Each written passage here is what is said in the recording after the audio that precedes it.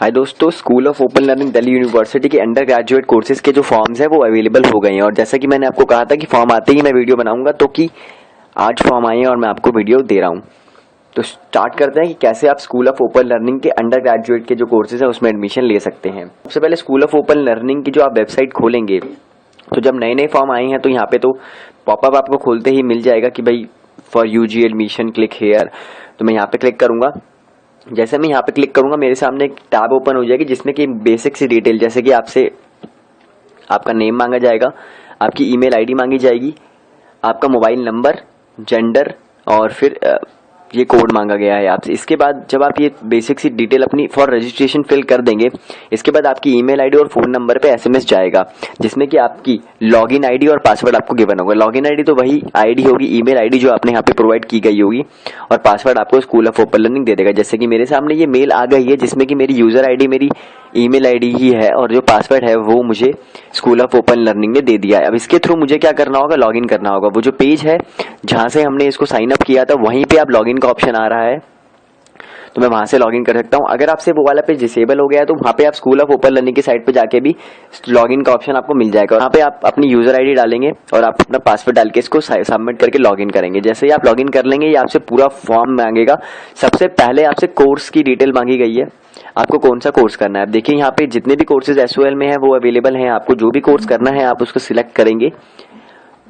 Course select करने के बाद आप डालेंगे मीडियम की, कौन से मीडियम में आपको इस कोर्स को करना है, हिंदी या इंग्लिश। उसके बाद डालेंगे कैटेगरी क्या है आपकी, जनरल जो भी आप पे अप्लाई होता है।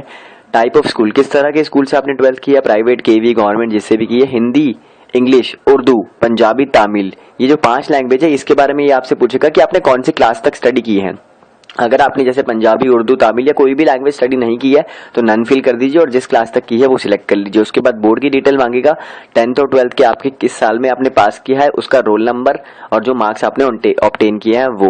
जो 10th की डिटेल है वो तो सिंपली आपकी फिल हो जाएगी, पर अगर हम बात करें 12th की तो उसमें की 2 बोर्ड सीबीएसई एनआईओएस जो है उनके जो रिजल्ट है वो ऑनलाइन आपको यहीं वेरीफाई करने होंगे, अपना roll number, school code, exam centre code देके। इसके अलावा कोई और रिजल्ट है तो वो उसकी सिंपल डिटेल आपको यहाँ पे देनी होगी और स्कूल ऑफ ओपन लर्निंग उसको वेरीफाई करेंगे फिर।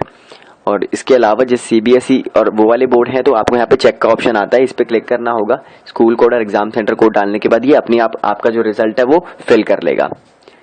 जैसे ही आप ये कोर्स बोर्ड की डिटेल अपनी फिल कर देंगे और फिर उसके बाद आपको सेव पे क्लिक करना है। सेव पे क्लिक करने के बाद आपका ये वाला डेटा सेव हो जाएगा और यहाँ पे लिखा आ जाएगा नेक्स्ट। नेक्स्ट पे क्लिक करने के बाद पर्सनल डिटेल आपसे मांगी जाएगी। सबसे पहले आ रहा है कैंपस। कैंपस 2 है, नॉर्थ और साउथ, पर अगर आप ऑनर्स कोर्सेज करते हैं तो वो नॉर्थ में अवेलेबल होता है। तो अगर आपको सिलेक्ट करने की ऑप्शन यहाँ पे दे रहा है तो आप, क्योंकि मैंने बीए प्रोग्राम सिलेक्ट किया तो यहाँ पे नॉर्थ साउथ मेरे से दोनों पूछ रहा है। ऑनर्स कोर्सेज के लिए नॉर्थ होता है। अपना नेम डालने के बाद डेट ऑफ बर्थ डालेंगे, जो भी आप इन्फॉर्मेशन डालनी है एज पर डॉक्यूमेंट ही डालिएगा, जो भी आपके 10th में और 12th में जो भी चली आ रही हैं। नेम डालिए, डेट ऑफ बर्थ डालिए, फादर नेम डालिए, मदर नेम डालिए, सब कुछ डॉक्यूमेंट के हिसाब से डालना। एड्रेस डाल दीजिए आप अपना, पिन कोड डाल दीजिए। एड्रेस डाल दीजिए। मोबाइल नंबर बड़े ध्यान से डालिएगा यहाँ पे, क्योंकि जितनी भी कम्युनिकेशन आपकी होती है एसओएल के साथ वो आपके मोबाइल के थ्रू ही होती है मोस्टली। तो मोबाइल पे आपके एसएमएस आएंगे और अगर आपका मोबाइल नंबर कभी फ्यूचर में चेंज हो जाता है या एड्रेस आपका चेंज हो जाता है तो उसको आप एसओएल से चेंज करा सकते हैं। इन दोनों मोबाइल नंबर और एड्रेस दोनों ही टॉपिक पे मेरी अलग अलग वीडियोज है, तो भविष्य में आप उसको रेफर कर सकते हैं। मोबाइल नंबर, ईमेल आईडी डाल लेगा, जेंडर डालिए। उसके बाद बैंक डिटेल्स मांग रहा है आपसे, मेरिटल स्टेटस के बाद बैंक अकाउंट होल्डर का नेम मांगा है, बैंक अकाउंट नंबर, बैंक की name and branch, IFSC code मांगा है। तो ये बैंक अकाउंट की डिटेल आपको डालनी है और ध्यान रखिएगा जब हम आगे जाएंगे तो ये आपसे चेक की कॉपी भी मांगेगा, तो मेक श्योर कि आपके पास उससे अटैचिंग प्रूफ चेक की कॉपी आपके पास हो। एम्प्लॉयमेंट स्टेटस में आपको जो भी आपका स्टेटस है वो डालना है। Defence employ, cross annual family income select कर दीजिए, रिकॉर्ड के लिए मांगते हैं एसओएल। उसके बाद यहाँ पे आ रहा है want to avail fee concession. अगर आप यहाँ पे यस करते हैं फी कंसेशन में तो वो आपसे कहेगा कि आपके पास इसका इनकम सर्टिफिकेट अपना होना चाहिए, फिर वो बाद में आगे आपसे इनकम सर्टिफिकेट की डिटेल्स अपलोड करने के लिए मांगेगा। तो ये अगर आपके पास आप एलिजिबल है और लेना चाहते हैं, आपके पास प्रॉपर प्रूफ है तो ही लीजिएगा। दूसरा है do you need financial assistant. अगर आप यहाँ पे इसको यस करते हैं तो फिर अगला ऑप्शन है select the financial assistant category. अगर आप यहाँ पे इसको यस करते हैं तो दूसरा वो पूछेगा किस कैटेगरी में आप फाइनेंशियल असिस्टेंट लेना चाहते हैं।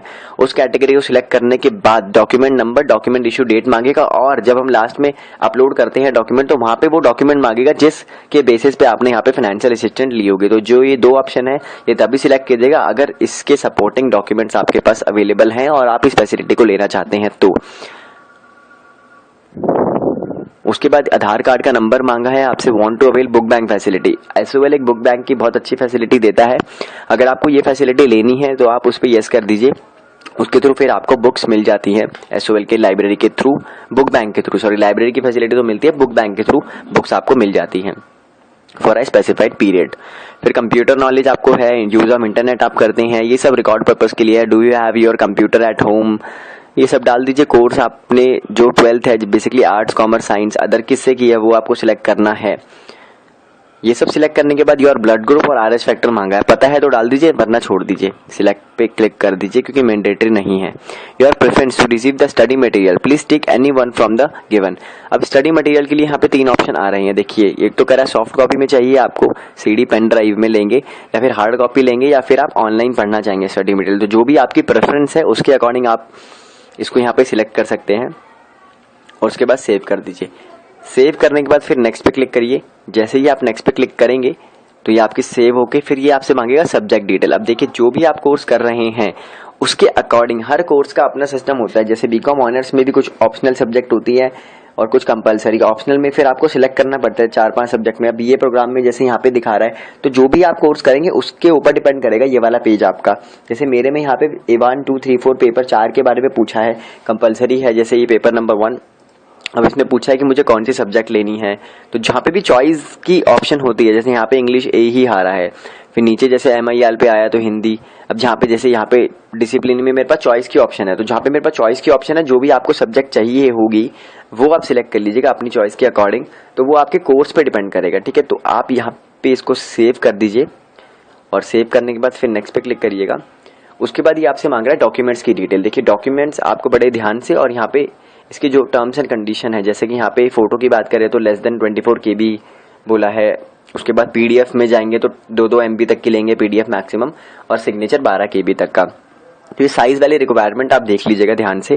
सबसे पहले आपको अपनी फोटो डालनी है, उसके बाद अपना सिग्नेचर डालना है। फोटो सिग्नेचर अपलोड करने के बाद देखिए ये मांग रहा है 10th का सर्टिफिकेट। अब 10th का सर्टिफिकेट के लिए 2 ऑप्शन है। एक तो कह रहा है fetch from DigiLocker. DigiLocker एक बहुत अच्छी फैसिलिटी है जिसके थ्रू आप अपने जितने भी डॉक्यूमेंट है वो डिजिटल फॉर्म में उसको वहाँ पे फेच लिंक कर सकते हैं और डिजिटली साइन भी हो जाते हैं। तो अगर आपके डॉक्यूमेंट डिजी लॉकर में अवेलेबल हैं या फिर अगर आप डिजी लॉकर के थ्रू इसको लिंक करके अपलोड करना चाहते हैं तो वो भी कर सकते हैं। आपको करना होगा फेच फ्रॉम डिजी लॉकर पे क्लिक। जैसे ही आप फेच फ्रॉम डिजी लॉकर पे क्लिक करेंगे ये आपकी आईडी मांगेगा। अगर आपका पहले से अकाउंट है तो ठीक है, वरना क्रिएट एन अकाउंट करके आप डॉक्यूमेंट को वहां पे लिंक करके फिर यहाँ से उसको लिंक कर सकते हैं। साइन इन पे क्लिक करने के बाद क्या होगा कि ये जो भी डॉक्यूमेंट आपके वहाँ पे, जैसे मेरे डॉक्यूमेंट ऑलरेडी अपलोडेड हैं डिजी लॉकर पे, तो यहाँ पे साइन इन करने के बाद वो मेरे को दिखा रहा है कि मेरे ये डॉक्यूमेंट्स है, तो मैं यहाँ से क्या कर सकता हूँ उसको लिंक कर सकता हूँ।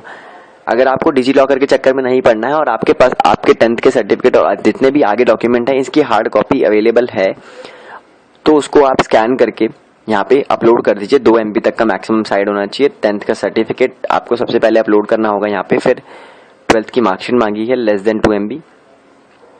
उसके बाद प्रोविजनल सर्टिफिकेट मांग लिया 12th का।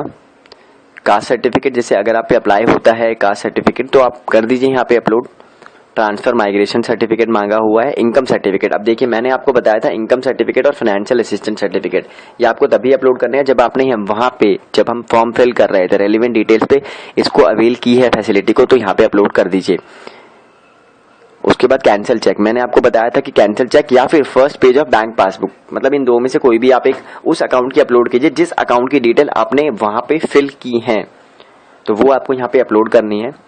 उसको अपलोड करने के बाद 12th कंपार्टमेंट मार्कशीट अगर आप पे अप्लाई है तो कंपार्टमेंट वाली मार्कशीट तो अपलोड कर दीजिए। फिर नेक्स्ट पे क्लिक होएगा। उसके बाद इसने क्या किया, सारी चीजें आपको अपनी ब्रीफ कर दी कि भाई आपने ये भरा है, तो गलती प्लीज मत कीजिएगा। यहाँ पे अच्छी तरह चेक कर लीजिएगा सारी डिटेल फिल करते वक्त अपनी एक बार फिर से।